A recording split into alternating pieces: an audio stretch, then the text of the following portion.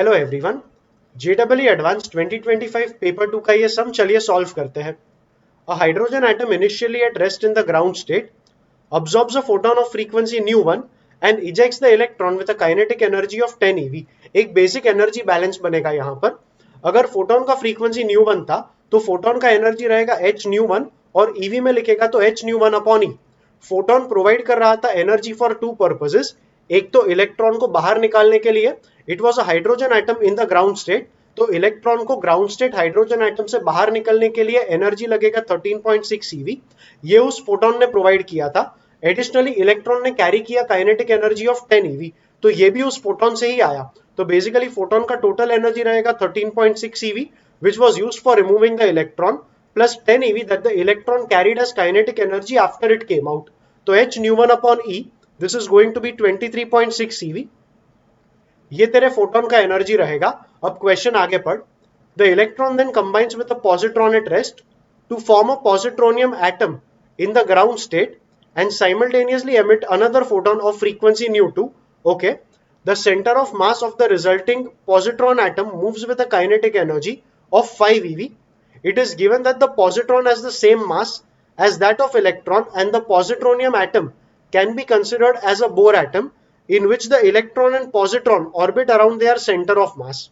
Considering no other energy loss during the whole process, the difference between the two photon energies in eV is going to be what?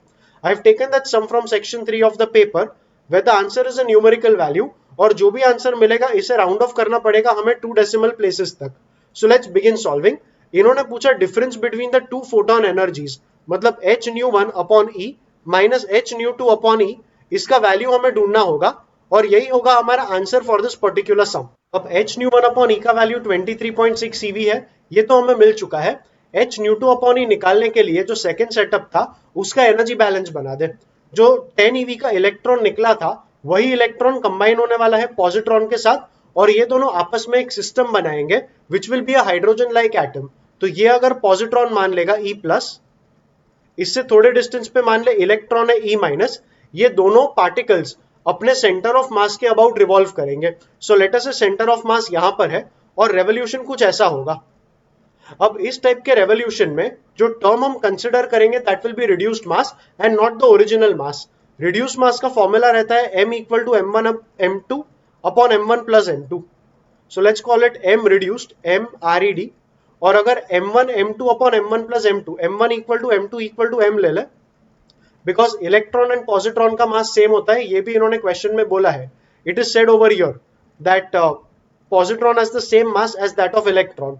तो जो reduced mass बनेगा मतलब system का मास, that will be taken as m into m upon m plus m, मतलब m square upon 2m that will be equal to m by 2। अब अगर मास पता चल गया तो हाइड्रोजन लाइक एटम के लिए एनर्जी का फॉर्मूला था minus pi m e power 4 z square upon 8 epsilon not square h square n square. I know formula काफी बड़ा है एंड हम में से काफी सारे स्टूडेंट्स एनर्जी का सिर्फ प्रोपोर्शनलिटी याद रखते हैं minus Z square upon N square के साथ, बट क्योंकि यहाँ मास का टर्म आ गया इसलिए पूरा फॉर्मूला जानना जरूरी है because it is important to note that energy is going to be proportional to m। ये इलेक्ट्रॉन का एनर्जी था in the nth orbit of a hydrogen like atom जिसका एटॉमिक नंबर z होगा। अब सिस्टम देखेगा तो एक पॉजिट्रॉन एक इलेक्ट्रॉन, तो एटॉमिक नंबर तो 1 ही आने वाला है। तो एनर्जी का जो फॉर्मूला बनेगा for this particular system that will B minus 13.6 into Z square के जगह पे हम 1 डालेंगे। एडिशनली उन्होंने बोला है कि जो सिस्टम बना it is being formed in the ground state. I just check and tell you where it is given. या they have given it here. Electron combines with a positron at rest to form a positronium atom in the ground state. Ground state मतलब यहाँ पे जो n का value है वो भी तू 1 डालेगा और m के जगह पे तुझे डालना पड़ेगा m बाई 2। तो because of all these proportionalities final E का वैल्यू बनेगा minus 13.6 into 1 by 2 into 1 upon 1। So into 1 by 2 करेगा तो एनर्जी बनेगा माइनस 6.8 ईवी। ये माइनस 6.8 जरूरी है बिकॉज ये माइनस 6.8 ईवी एनर्जी है जो लिबरेट होगा इस इलेक्ट्रॉन पॉजिट्रॉन सिस्टम बनने के बाद। तो दोबारा देख, 10 ईवी का इलेक्ट्रॉन पॉजिट्रॉन को हिट करेगा और माइनस 6.8 ईवी का एनर्जी लिबरेट करेगा। ये माइनस 6.8 ईवी जो एनर्जी लिबरेट हुआ that will be carried by the emitted photon. जो न्यू2 वाला फोटोन एमिट हुआ वो फोटोन इस एनर्जी को कैरी करेगा एज इट्स ओन एनर्जी। तो बेसिकली न्यू2 के फोटोन का एनर्जी कहां से आया? The equation will be h न्यू2 upon E is equal to, ये एनर्जी आया था इलेक्ट्रॉन के एनर्जी से जो कि था 10 eV। उन्होंने बोला था सिस्टम कैरी करेगा 5 eV एज काइनेटिक एनर्जी, तो इसमें से 5 eV माइनस करेंगे, इतना लेफ्ट ओवर एनर्जी रहेगा for the photon, and photon additionally 6.8 eV भी कैरी करेगा। ये वो एनर्जी था जो लिबरेट हुआ था इस सिस्टम के फॉर्म होने से। तो ये जो एनर्जी लिबरेट हुआ that is going to add to the energy of the photon, तो यहां पर आ जाएगा प्लस 6.8, इसका टोटल करेगा तो ये बनेगा 5 प्लस 6.8 मतलब 11.8 eV। सो फाइनली h न्यू2 अपॉन E का वैल्यू मिल गया 11.8 eV।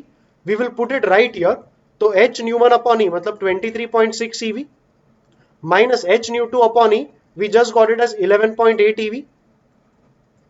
इनको माइनस कर तो 23 माइनस 11 मतलब 12, 12.6 माइनस 0.8 मतलब 11.8 eV, and 11.8 eV is going to become the right answer for that sum.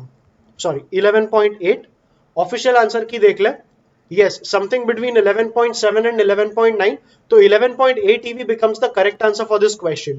In my view ये सब ओवरऑल तो आसान था, लेकिन कुछ छोटी छोटी जगह थी जहां पे अगर छोटा सा मिस्टेक हो गया तो आंसर मिलने में मुश्किल होगा। लाइक यहाँ पर रिड्यूस्ड मास कंसिडर करना था, अगर ये पॉइंट स्किप हो गया तो माइनस 6.8 कभी मिलेगा नहीं।